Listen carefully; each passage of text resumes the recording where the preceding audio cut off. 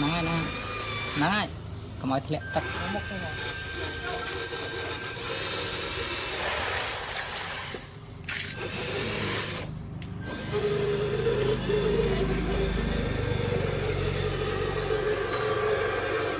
mà đại phòng ra đấy à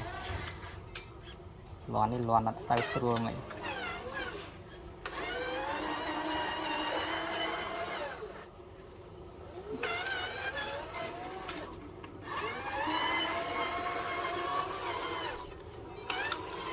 tay thật nè ấy thành na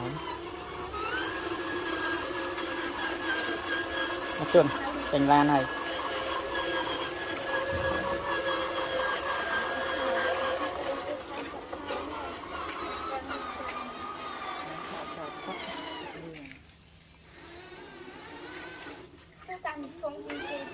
chạy phong toàn ban hả mà trời bạch phong ra nó chua vậy vì phong môi với pha cu chẳng này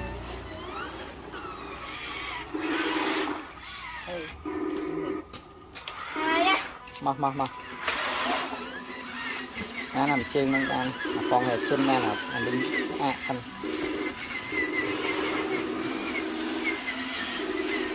linh khó tài học ca hát